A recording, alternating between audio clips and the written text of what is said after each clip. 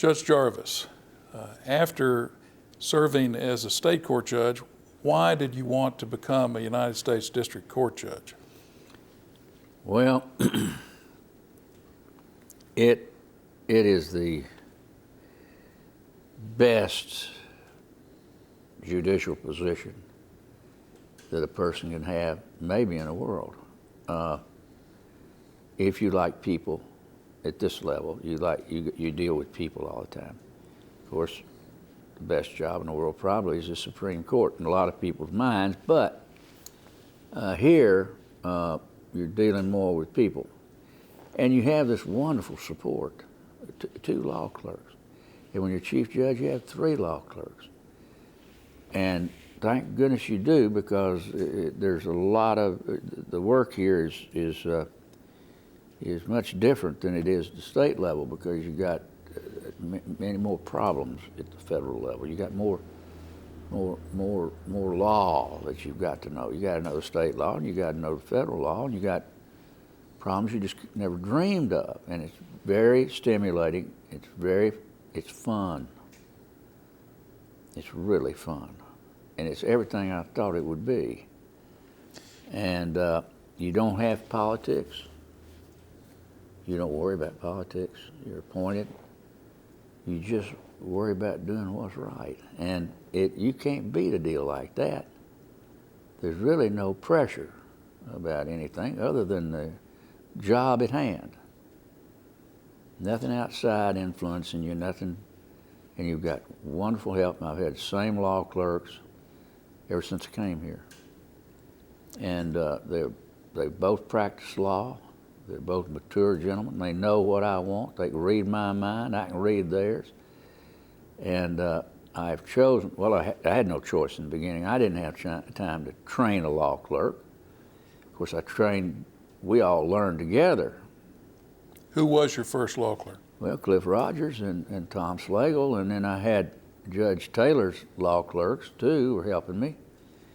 But I had no real knowledge of federal laws. I had boned up on all my federal procedure, criminal and civil, and had gone to school up in Washington, judges school, and then I went to judges school over in Butner, North Carolina, and had a wonderful man who taught us. He's a Court of Appeals judge and had been considered for the Supreme Court. Just a great man, and we learned a lot from him. It was a week-long program, and we worked all day long, and he was old, but he had the staying power. Then about 5 o'clock in the afternoon, he'd say, well, now, gentlemen, there were only about 5 of us. He says, it's time for vespers. And we would retire to the bar in the hotel in Butner, North Carolina, which is where a federal prison is, and it's where they take care of the criminally insane and the disturbed people. It's a very fine facility. But anyway, we went through there and studied that place a little bit and found out what a federal prison's like. But he would have 2 strawberry daiquiris during vespers, and then we'd have dinner. Next morning, we'd have breakfast together, and then at 8 o'clock sharp, he was holding forth. And he just did a wonderful job, I was lucky. So you get some help in the beginning. And then you have these wonderful courses that you go to keep you current, continuing judicial education. And when I first came on the federal bench, we really didn't have much more than we had at the state level. We had a pretty good program going at state level when I left there in 1984.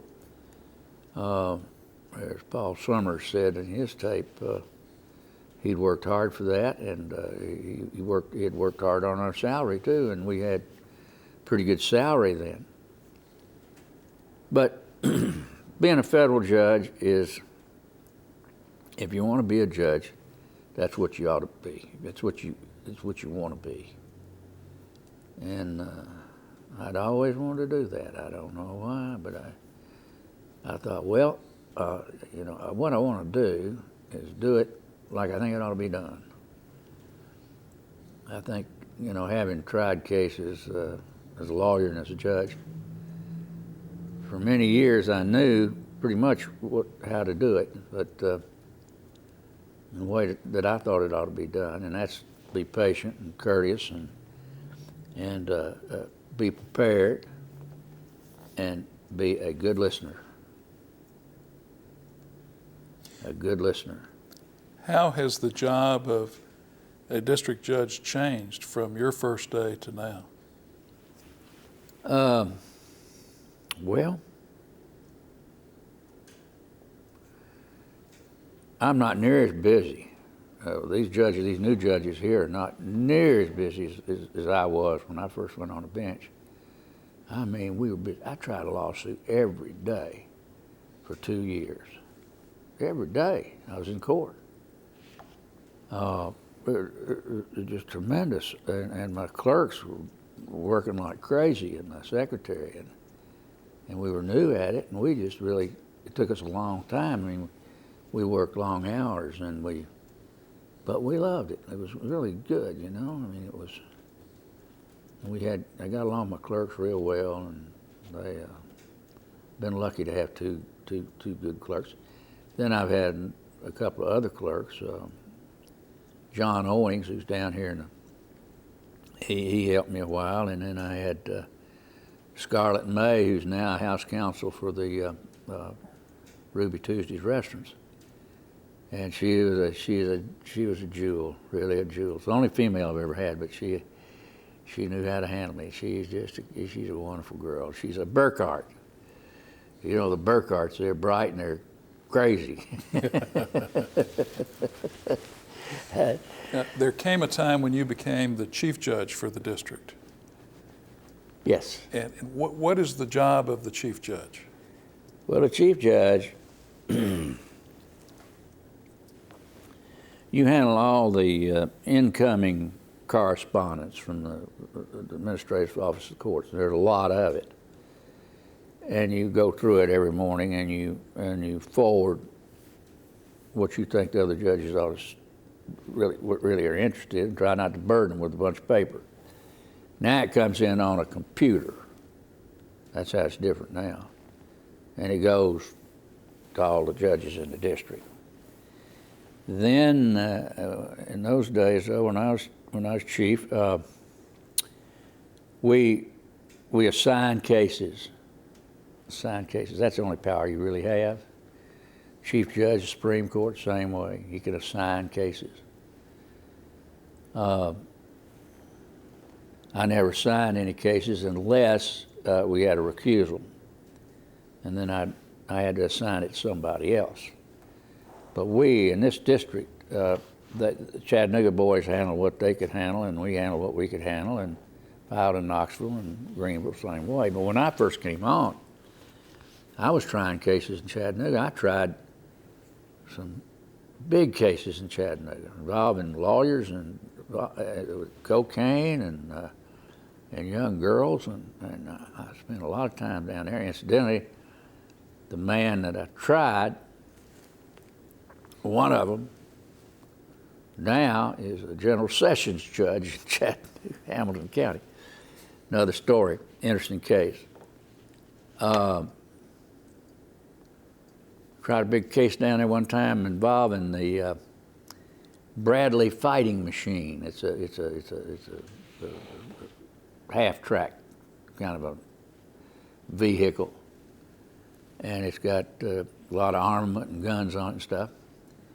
And it was right during Desert Storm #1, and when I tried it, and a little contractor down there in Chattanooga, mom and pop outfit, they were making the covers that went on a housing that held some gears that made the turret move, okay? This housing was made out of pot metal. It was not it was just cheap metal. It had been, cast aluminum stuff. And consequently, it wasn't real flat where that cover was to go on there, and they had to file it off flat, and so that the cover, which was bolted down on there, was flat and waterproof. Specs call for waterproof. Well, they had a horrible time getting it waterproof. And so one of their men there said, well, we'll just go down here to the AutoZone and get some Permatex, sealer put on there, and that'll work fine. It works fine in cars. Why wouldn't it work fine here? And sure enough, it was just beautiful. It worked fine. And so they got found out, and they prosecuted this little outfit down there criminally. Nobody lost any lives. Nobody, and it just happened to be during Desert Storm, which was a bad break for the defendant. And we had Bobby Cook came up from Georgia. If you ever saw him try a case, I'm telling you, a wonderful lawyer. You ever hear Bobby Cook? Great lawyer. He came up and he tried a heck of a lawsuit. Well, they found him guilty.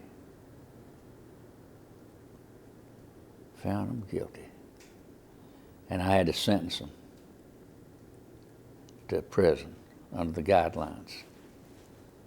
Now, because they didn't follow the specs. The sentencing guidelines were in effect at that time? They were in effect, yes, sir. 1984, then shortly thereafter, they went into effect. My heart wasn't in it. A fine would be more appropriate.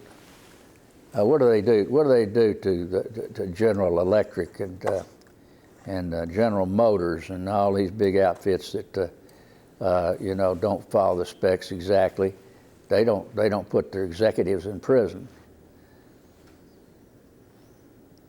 They fine the company, and they go on and they do it again. Here, they wanted those guys, that wife and that husband, in jail. Well, I put them in jail, but I didn't want to. That was one of the toughest cases I tried. Just not any big case. It took about a week to try, but it just didn't seem right to me to have to do that, but I did it. And then I had another case down there with those lawyers, and they got religion in the middle of the trial, and the lawyer got on the stand and admitted that he'd done these things with these little girls and the cocaine, and they had the wife stayed right there, and his wife stayed right there in the courtroom with his children, and his preacher, and the jury found him not guilty. And they found him guilty. The only thing they found him guilty of was stealing a recording machine where they had him taped. He took the recording machine, and they charged him with that, which was a small felony. But that's the justice that you see sometimes. It's not justice. But despite the fact you try to do the best you can with a jury, sometimes it just doesn't work out that way. Did you have other instances in your experience where the federal sentencing guidelines just didn't seem to match up? Oh, quite often. Quite often. We've had judges that have resigned because they couldn't, their conscience wouldn't let them do it, and they're too tough. They're we've got more people. We got 100,000 people in the federal penitentiaries here in this country. We got more people in this country in jail than any other country practically in the world. Maybe China, maybe not. We just have a penchant for putting people in jail. I mean, most of these people that we send off are drug addicts. They're not criminals, except for the fact that they're using an illegal drug, but they're not people that ought to be put away for 60 months or 80 months or 120 months or 240 months or, for the rest of their lives. And that serves no purpose except it costs us about $25,000, $30,000 a year to keep anybody in prison. That's what it costs us as taxpayers. And you could use that money out here to try to prevent drug abuse. You could use it if we could. And you can't blame Colombia and Mexico for supplying our dope heads with drugs. There's a demand for it here. If there wasn't a demand for it here, there wouldn't be anything going on down South America. This is where we ought to be trying to fight it, not down there in the jungles of Colombia. That's my opinion. But that's an aside. Now, but there you go. We send some of those big drug lords to prison if we can extradite them, get them here. They wouldn't be in business if we didn't have a demand for it here. Judge Jarvis, over your years in service on the bench, has your personal judicial philosophy changed? A little bit. I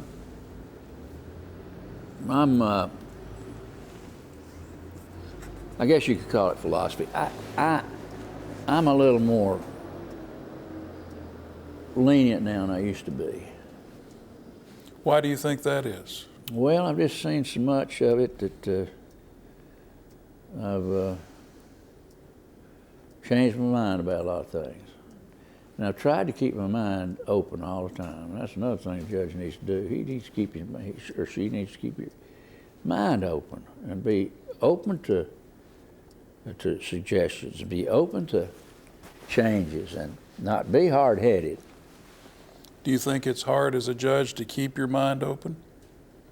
No, I don't. What would be an example of how keeping an open mind has brought you to a different position in your philosophy about justice? Well,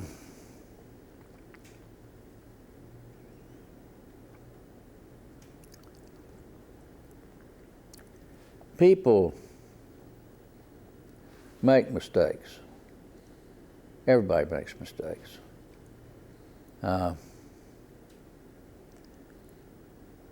It's hard to get out of this world without violating the law somewhere. There's so many laws. And people do a lot of things out of ignorance. People do a lot of things because they're addicted to drugs.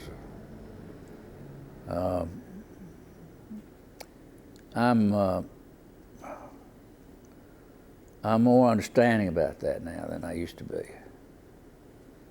I had no experience really with criminals and the way they think and why they do what they do before I came over here. And I always fancied myself as a law and order man, and I was going to put them in jail. And I put a lot of people in jail. But I think these guidelines, when they took my discretion away from me by saying, he's done this, and there's a minimum mandatory prison term. Take a young black man, for instance. A lot of these young boys, first time they've ever been in trouble in their life, when they got out of high school, they get a hold of some drugs and start making money, okay? They get them a BMW and darken up the windows on it, and they hit the road and they're making big bucks. And they get caught every time. And when they do, at the federal level, they're going to prison. At the state level, they're not going to prison. They're going to be put on probation, or they're going to be, I think that's a mistake too. I think particularly when they're young, to let them get by with that. You know, it enables them to go on.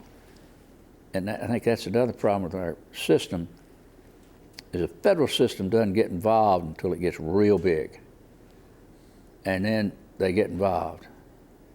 And then they catch these young fellas and girls, and you can see it on their face. They cannot believe that they're going to jail.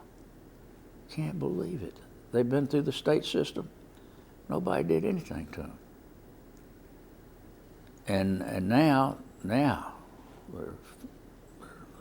they've had it. And they have children. Lord of mercy, they've all got a bunch of children by their wives and by girlfriends and everybody, and they just think of the how that affects these children that we're gonna have to look after down the road. It's scary. It's scary. It really is. And we're not winning any war on drugs. I promise you that. That's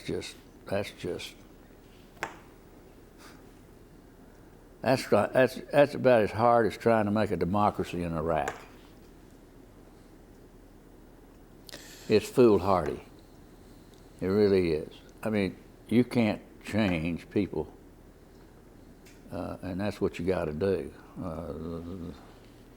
I don't know. I don't have the answer, in other words. Judge, your part of your docket has always been to sit in Winchester. Oh, yeah. And I've always heard that you enjoy going to Winchester. Oh, I really enjoy going to Winchester. It's a refreshing, because you got a new bar down there, different bar. It's a rural area, and they kind of look at things differently than the bar does here. We got some bright people down there. I mean, they don't pay a whole lot of attention to the rules, but you know, you can mold them, and they'll eventually. You don't have to jump on them, you know, real hard. And we get along fine there, and you try a case a lot quicker down there than you do here, because they're not as nitpicky and so impressed with themselves. And they understand juries get tired of listening to lawyers. More lawsuits are lost by lawyers than are won by lawyers. You know that? Think about it. That's true. Judge, your first actual office as a district judge was over in the old building. Yeah. And they probably had to carve that out for you and well, make it was you the an old office. bankruptcy judge's office. And Cliff and I shared office space over there. And he'd be on the phone, I'd be on the phone, and we'd listen to each other's conversations. And I tried to get an office for Cliff, and I must say I had a hard time with Mr. Sawpaw. He just wasn't going to budge, and he I needed his help, and I didn't have any furniture, didn't have anything, just kind of like starting off over in Blount County. And I sure wasn't going to take Judge Taylor's office. That wouldn't be too nice, and I wasn't going to do it out of respect to him. Although he wasn't in it, I wasn't going to go over and get in it, you know. And my secretary did have a little cubby hole there right outside my office. My office over there now was Houston Goddard's office before he died.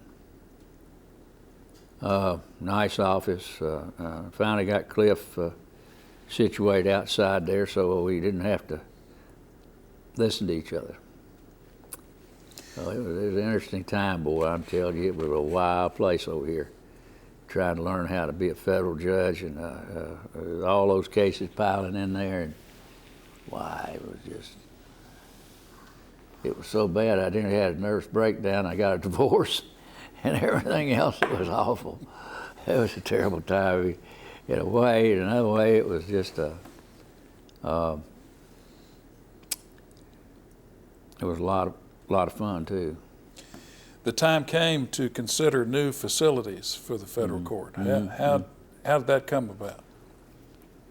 Well, it came about slowly. The administrative office of the courts finally approved new facilities for us, and we tried to make the old post office building our new facility. And there was a lot of resistance to it. Jimmy Duncan got a lot of pressure not to do that. The union got involved, the postal union, and they didn't want to move out of there. And so Jimmy Duncan's office was over there too. And so was Howard Baker's office over there. And so we got an architect, and we found some property over here right across the street over here next to this, which is now a parking lot over here. And we bought that, GSA did. And then we had Barbara McMurray was our architect, and they came up with a planned building and everything, and we spent a lot of time with them. And I wasn't real happy with the way the building looked. It was kind of like the Duncan building down here. It was a very modern thing, and it just didn't look like a courthouse to me. And somehow it looked almost like a penitentiary or something, you know. And so this building where we are now came on the market. It was a white elephant. It covers 2 blocks, or maybe 3, doesn't it? I think it's a full 2. Full 2 blocks. With the theater and the old Academy of Medicine building. It's a Georgian hyphen Williamsburg architecture. It's early American. It's got a nice slate roof on it. It's a beautiful building. The interior is all done in oak paneling. It has open staircases, and it has lots of light coming in. Absolutely a beautiful building. Well, it turns out the law school didn't want it, which that was a mistake on their part, but they didn't want it. Wouldn't have made a great law school. Yes. So they didn't want but $12 million for it. It's a huge building. It's got more space in it you can shake a stick at. It will accommodate our operation here and the U.S. Attorney's operation here, as well as probation, for years and years and years to come. Most buildings are obsolete the day you move in them. This was not. And I came over here and I looked at this thing, and I went through it, and I talked to the man in charge and found out how much they wanted for it and everything. And I wrote GSA a letter and told them it was available, and they said, "We don't buy old buildings. We don't buy old buildings." I said, "This is a turnkey deal. You can buy the furniture. This furniture we're sitting here with. It's fine furniture. They'll throw the furniture in with the building for $12 million. We were going to spend $18 million on a new courthouse. You understand that? I mean, but we had to add some courtrooms. The courtrooms we thought would cost about $12 million. And so still couldn't get anybody interested. And I went, finally, I told them I was going to the newspaper. I told GSA I'm going to go to the newspaper, and I'm going to tell them what they're doing here. I tell people in Knoxville what they're doing. And, "Oh, don't do that, Judge." I said, "Well, I'm going to, and I'm telling you. You're going to save the government a bunch of money by buying that building." And so they said, "Well, we got to go to Washington, and we want you to go to Washington." And so I had this beautiful slideshow that was part of the Whittle Communications at the time. and of this building, the inside of it, color. I took that up to Washington, just put on a dog and pony show with a room full of people. And they were very impressed.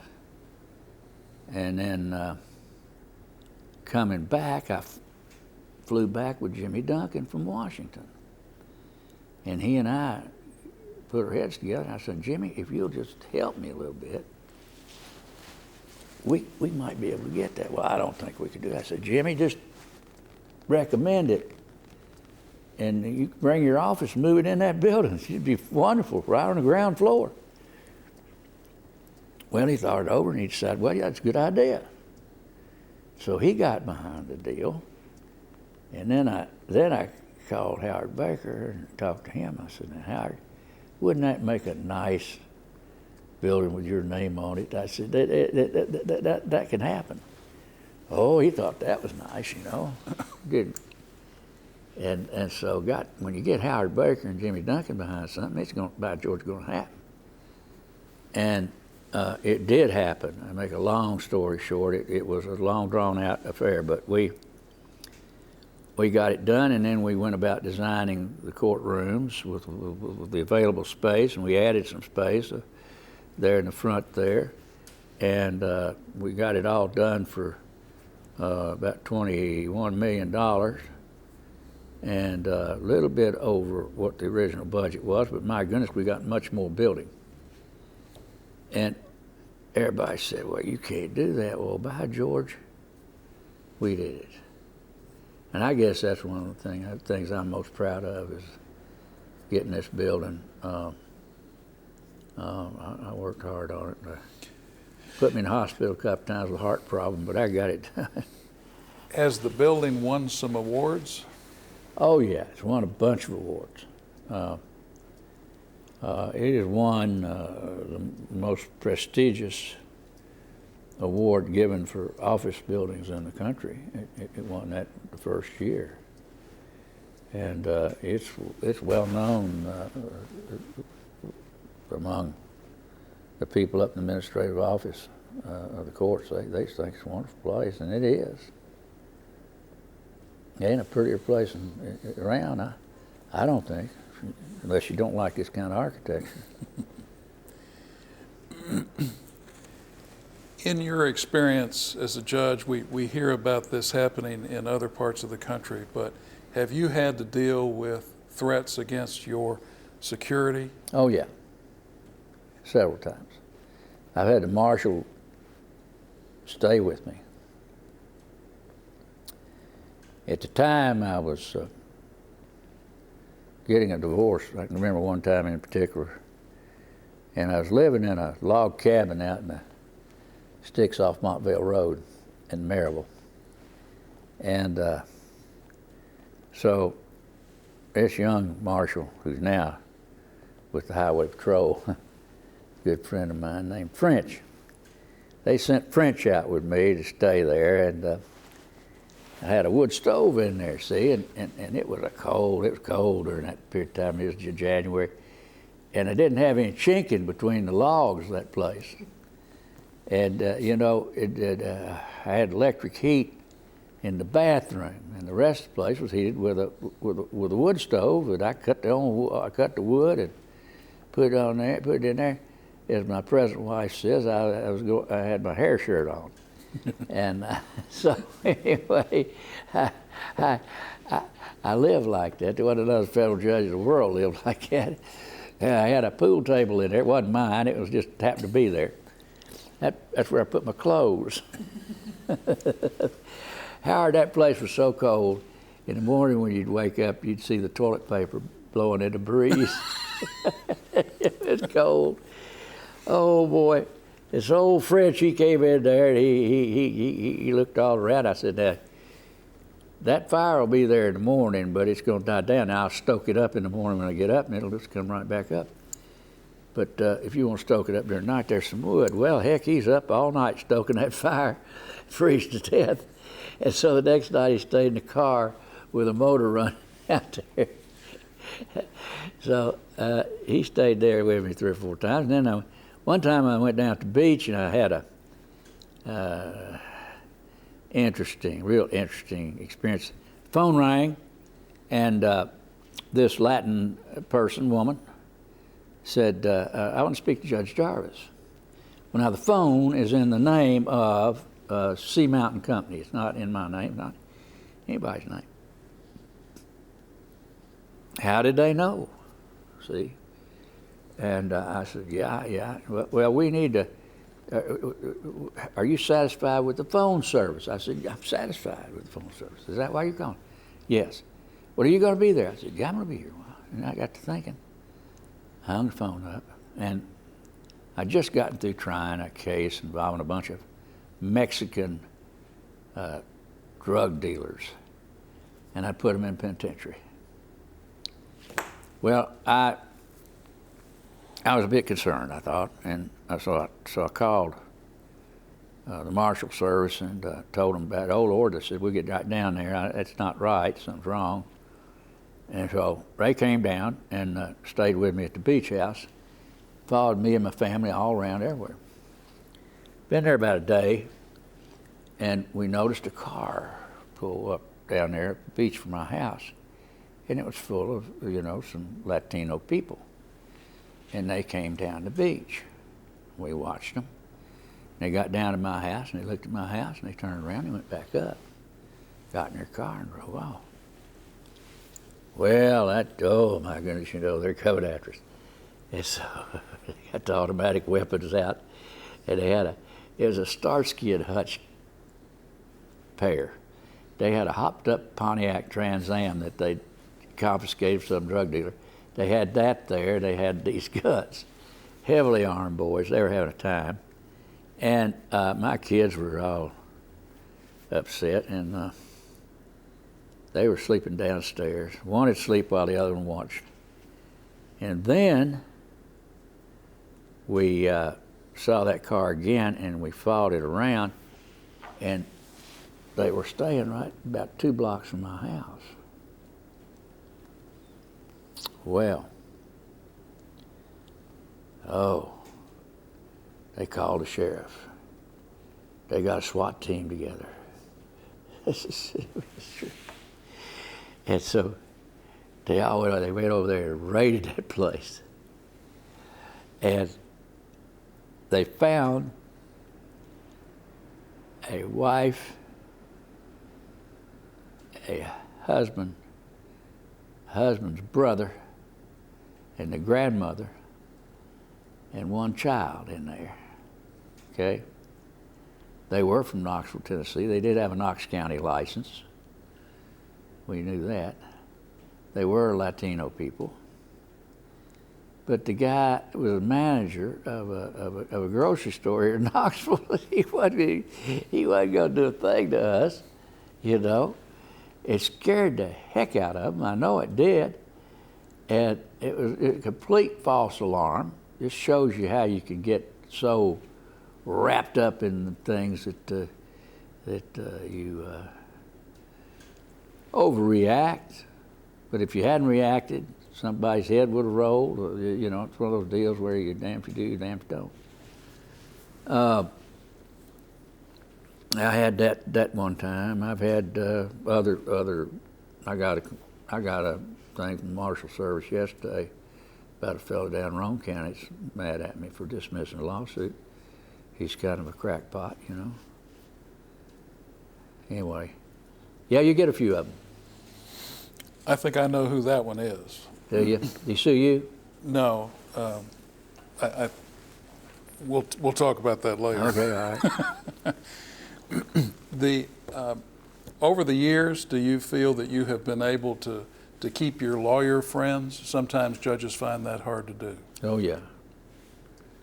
Lawyers are my best friends. I don't have any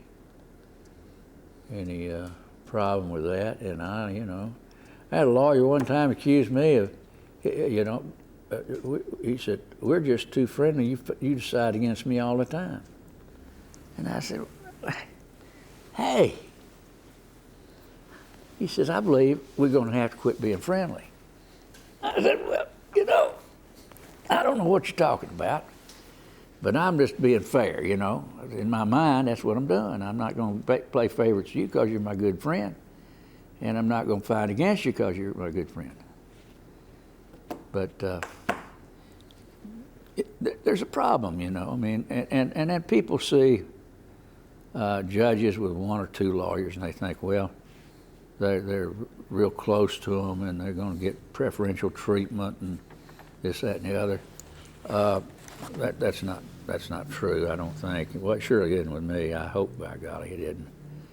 And but it does complicate your life a little. You don't have to complicate it. But I'm not going to give up my friends. Laws of mercy, I started the Barristers Club here in town, you know, back when I was a young lawyer and a charter member. That would be the Young Lawyers organization of the Knoxville Bar. Yeah, we were in charge of Law Day in those days, and that's right. Used to have them up Blackberry Farm. We'd have a big picnic up there and had a lot of fun, swimming, playing football. Yep. Have you been active in the Sixth Circuit Judicial Conference?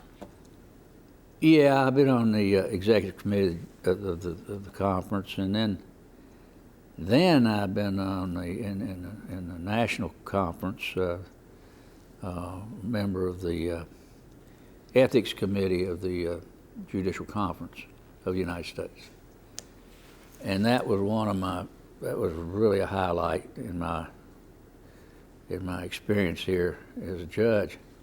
I met some wonderful people. Made some lasting friendships with these people that were on that committee.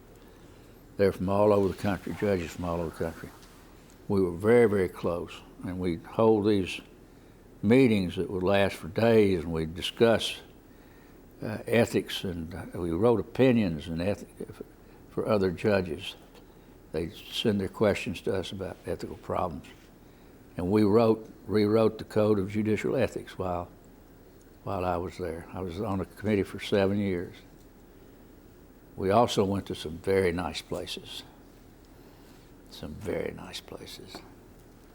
And it's kind of funny. Depending on the administration, the places change. When Reagan was president, we go to the Ritz-Carlton, Naples.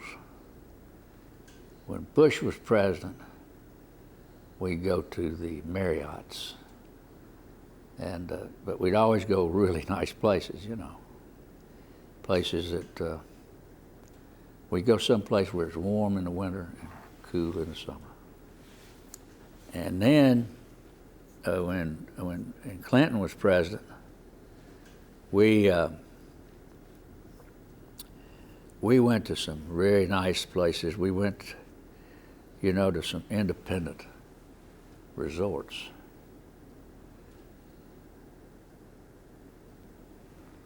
Very nice places. But you must understand that you could, if you stayed in Washington, D.C., if you had your meetings in Washington, D.C., they'd be more expensive than if you make a deal with you go to these places when, like that, not in their peak times, but when they've got room. They give you a special rate. But, just nice places. Judge, we've talked a little bit about Louise. Tell us a little bit more about your children. Well, twin girls, as I say. One of them is a lawyer down in Nashville. She's the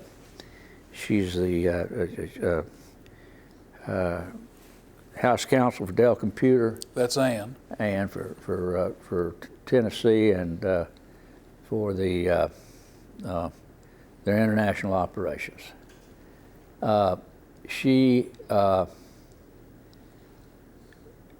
been with them for a while. Before that, she was with Baker Young Law Firm, graduate of UT. Then her sister's a graduate of Furman. That's Catherine. She's a graduate of Southern Seminary in Louisville before they ruined it with the conservative bunch that moved in there, you know, took all their academic freedom away from them. It used to be a wonderful school. She's very religious. And she's a chief probation officer up in Western District of Kentucky. And then there's Louise, and Louise is very, very bright, and she's a very, very good writer. And she went to Northwestern, and she's also going to some kind of a special school up in Vermont that she attends, you know, a month out of every 6 months. And then she sends her work in to them. And it's a very, very fine school. It's by invitation only. And she writes a lot for women's magazines and for adventure magazines and some cooking magazines, and she makes a good living writing, and her husband's a writer, and he's written several books. So that's it. And I got another daughter by my first marriage who's a real estate person, married and got a child down in Tampa, Florida. And she's doing quite well. They're all involved in business. All the girls are real active, and they didn't get married until late. And they're very career-orientated women. How many grandchildren do you have? I have 4. Do you hope that any of them will become lawyers? Well, I don't know whether I want to wish that on them or not, but they want to be, sure, you know. We got one child that's from Siberia. Went over and got him. He's quite a kid. I mean, we got him when he was about 9 months old. And he was starved to death, and in every way for attention. He laid in the crib on his back his whole life with no diapers on, and in an orphanage. And my daughter Ann got him. They went over there and bought him, basically. Had to make 2 trips to Russia to get him. But he's just a jewel. He's a jewel. He's just a jewel. Just a member of the family, that's all you can say. Big old boy. His name is Maxwell. Alexander Maxwell Pruitt. Your wife is Gail Jarvis. Gail Jarvis, yeah. And what's it like to be married to a lawyer? Not too good. So it's all right. We've adjusted. She was a judge, you know, and that job down there in General Sessions Court, they're coming at you all day long, and it didn't have enough semblance of order for her. She tried to keep order down there, and I think people resented that. You know, they're used to just getting up and walking around the courtroom and not being ready. You know how it is down in Sessions Court. And she tried to change it, and she couldn't change it. And she was down there 8 years, and it drove her crazy. And then she ran for office and lost, and so for circuit judge. And then, so she's at home, and she's not practicing right now. She's taking care of me since I got sick, and she's not taking any clients right now because she doesn't know where I'm going, what I'm going to be, what my problem's going to be from day to day or month to month. Do you still do quite a bit of fishing? Every bit I can, yeah. I'm not very strong right now. What is Camp 2? Oh, it's you start out as a fishing club. We met once a year. We camped out down at Tellico, and we participated in some illegal activity down there, a bunch of businessmen, and we became acquainted with some local people who had a favorite beverage, which now this is mountain people, which they brought down and sold to us. And then we had Then they had a sport that they engaged in. It involved chickens, and we had one member of our group who had a big farm, and he was already in the chicken business, and so he'd been involved elsewhere. And so he'd bring his chickens down there, and they'd bring their chickens. And it's no fun unless you bet. See, you got to bet on these chickens. And we'd make a big circle of lanterns, you know, Coleman lanterns. And you have a handler. Guy handles the chicken. And they got these barbs in them. You got to be careful. You get hurt.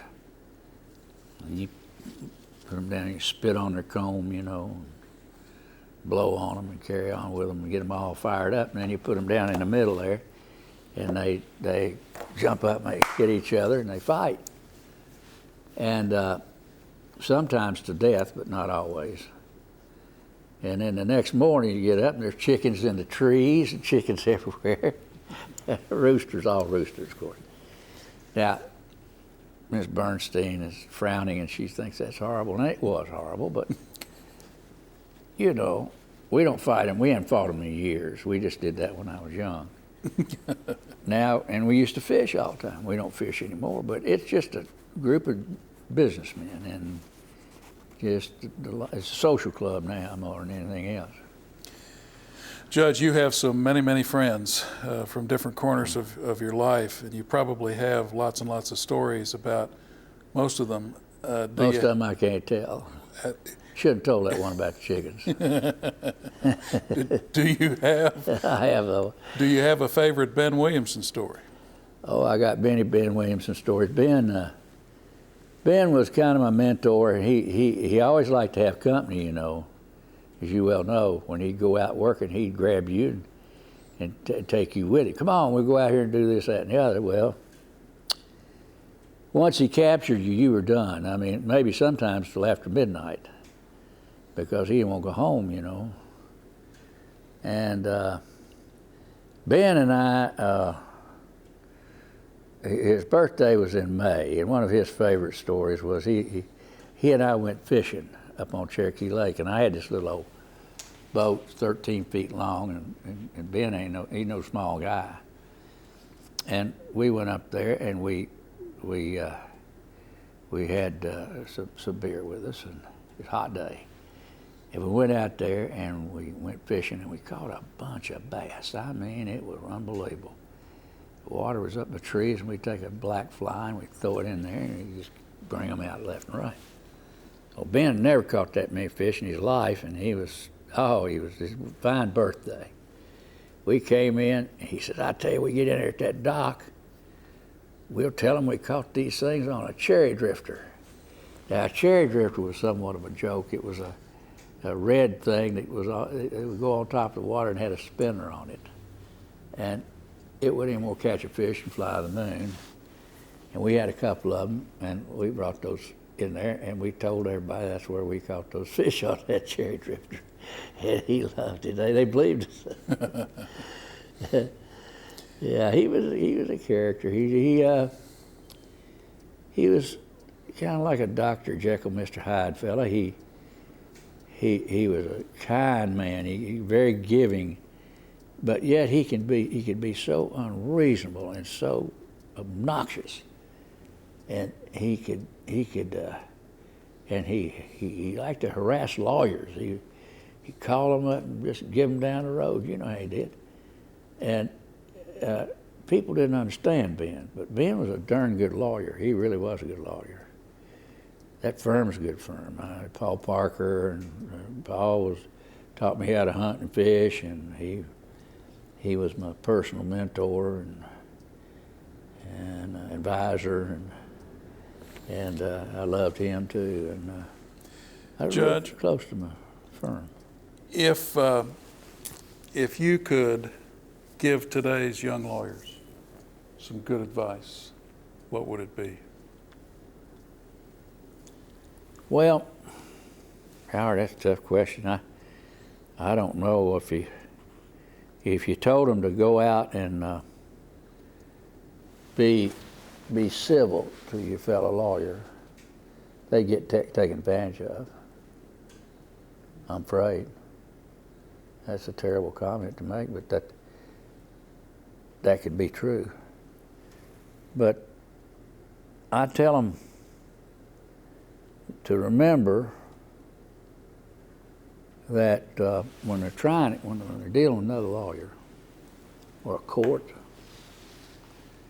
that lawsuit that they've got right there is not the only lawsuit that they'll ever have. That there'll be lawsuits down the road.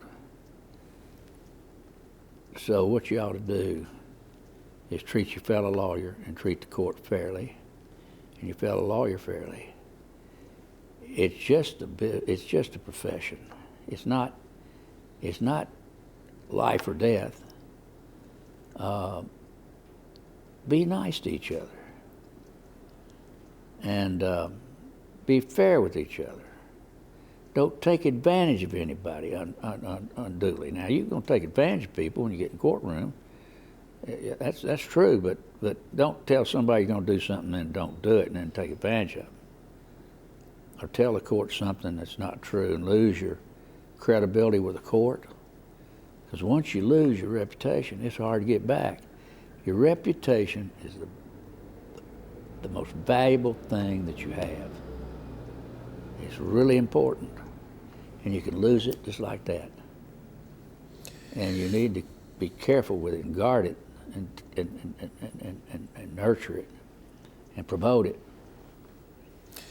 If I could hand you a magic wand right now and you could change anything you chose about the legal profession today, what would it be? Imagine. I mean, if I was king for a day. That'll work.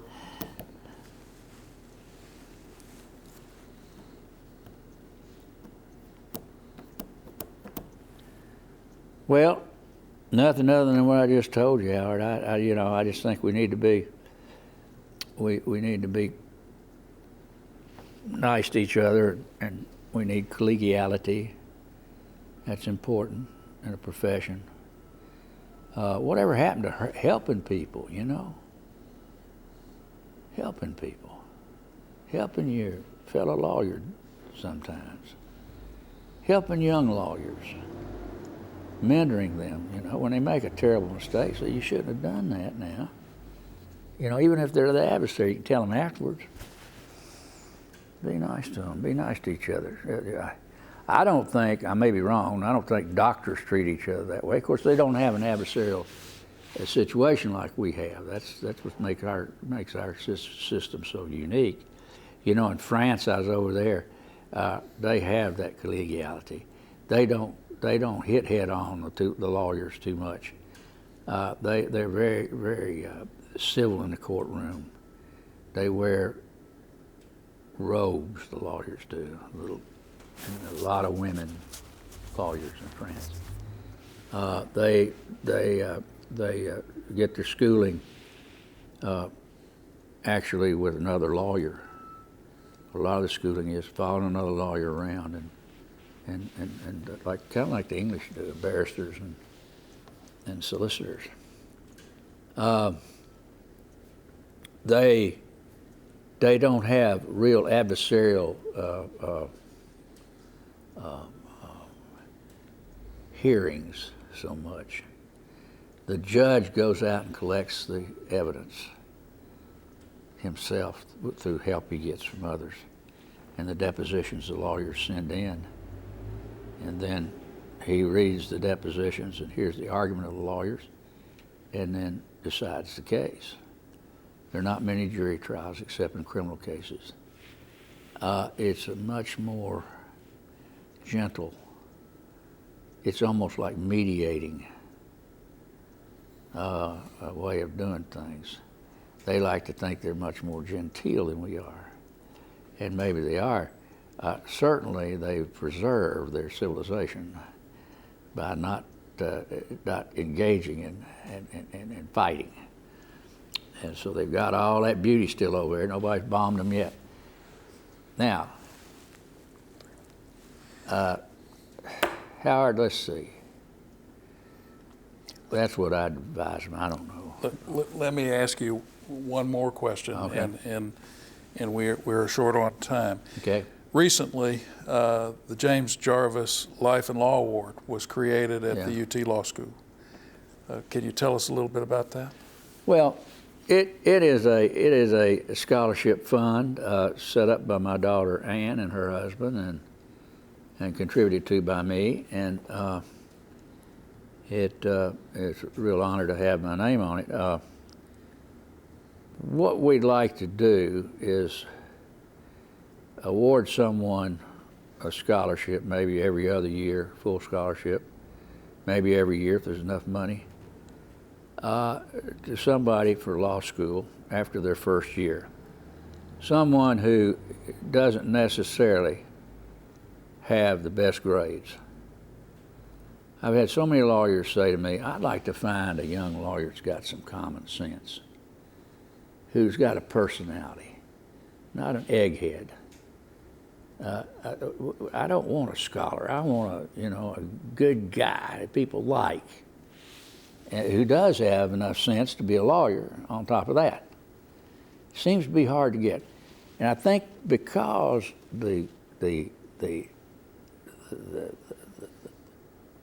it takes such a bright person just to get in law school. You're not, in the same way in medical school, you're getting a bunch of people that are eggheads, and they can't communicate with people. They're smart, but the doctors don't have any bedside manners. The lawyers don't have the sense to communicate with their client, to keep their client happy, to communicate with them, find out what in the world they're really thinking. Do they want to settle a case, or do they want to go to war? And recommend things to them. So this scholarship is going to be set up, hopefully, some way, that we can reward people who don't have the high scholarship that the rest of the students might have, or some other students might have. Not awarded just on scholarship, but awarded for other things, outside activities, politics, those kinds of things. They're more important than book learning in a lot of ways, even particularly with a judge. I'm telling you, you can go to the books to find the answer, but you can't learn common sense at age 25. It's either you got it or you don't. Thank you, Judge.